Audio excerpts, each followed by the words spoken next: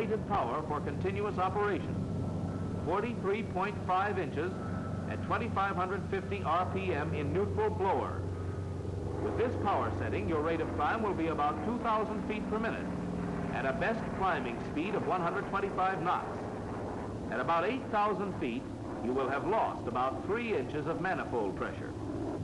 If you want to continue the same rate of climb, you must throttle back 3 to 4 inches of mercury, open the intercooler flaps, and shift to low blower.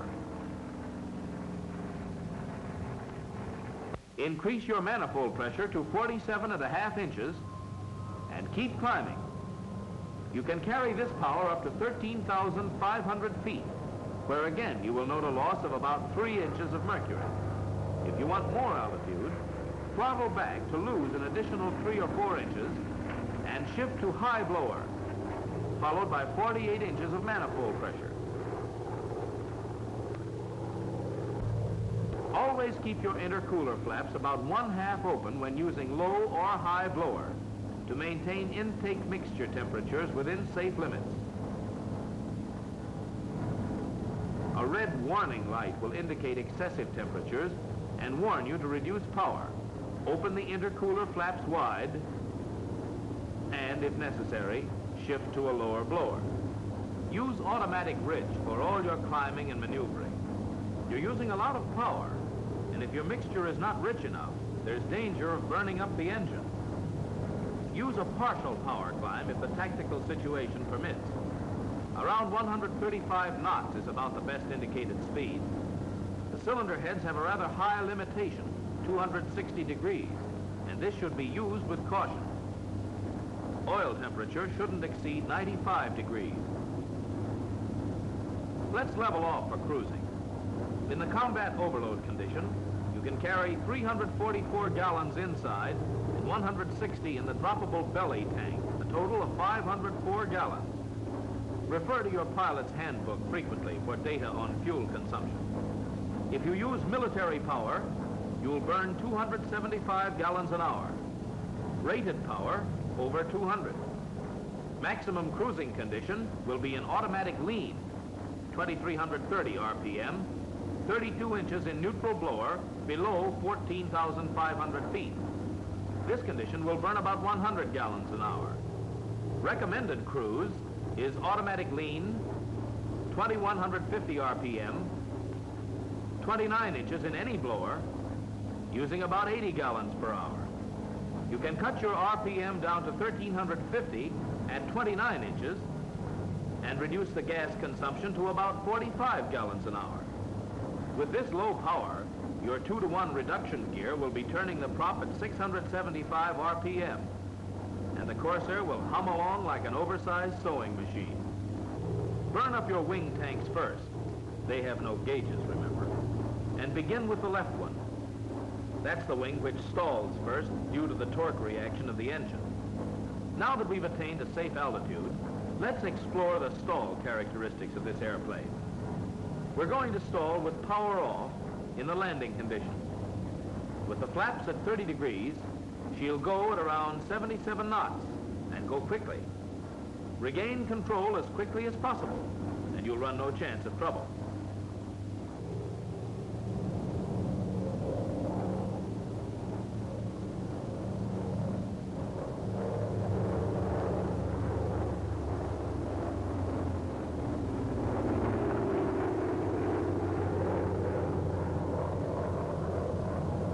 Stalls are abrupt and preceded by very little warning in the nature of buffeting. Stick pressures are heavy, but with experience, you'll become familiar with the F4U's stall characteristics. In approaching a power stall in the clean condition, the control movements will be very small, and there is only a quick warning. At about 85 knots, there she goes, off on the left wing. Stick pressures are heavy. You can help them with your tab. But prompt, positive action results in a normal recovery.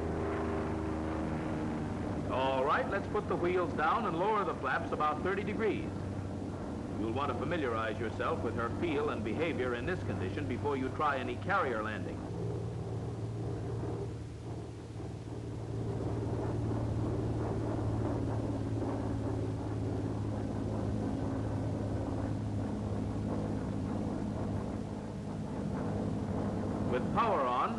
stalls a few knots slower with an incipient spin to the left. Again, prompt action and normal technique bring about normal recovery.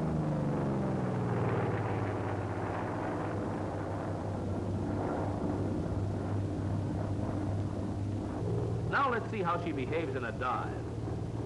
The open cabin is not designed for speeds above 300 knots, so be sure it's closed before diving the airplane.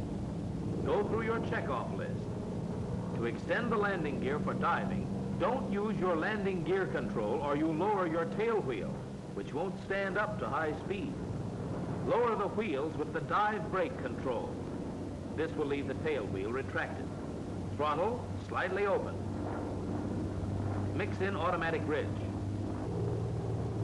Fuel tank on reserve. All flaps closed, and you're ready to push over. Make your corrections early in the dive, and don't let the engine rev at 3,060 for more than 30 seconds. Don't exceed the speed and acceleration restrictions placed on this airplane by current technical orders. And don't exceed 7 Gs in any loading condition.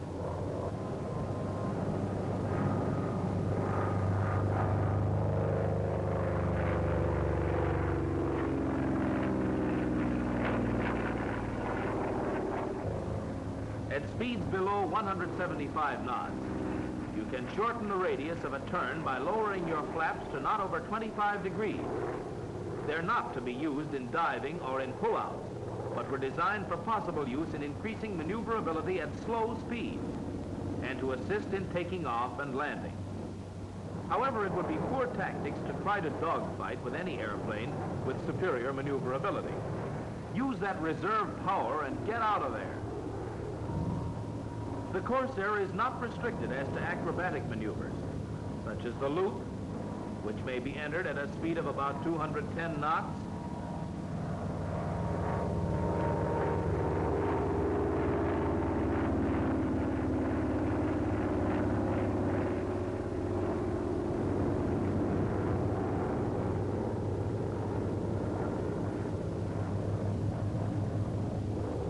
the Immelmann, also executed at about 210 knots.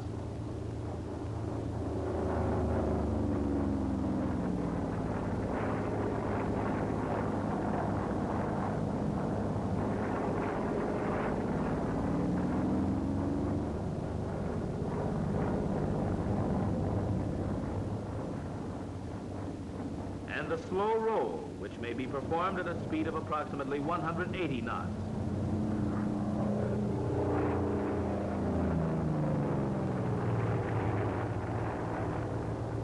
As you come in to make a landing, always go methodically through your checkoff list.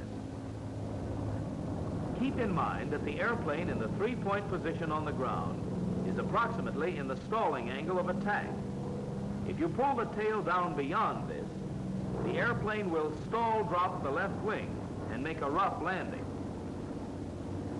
Flaps will normally be down about 30 degrees.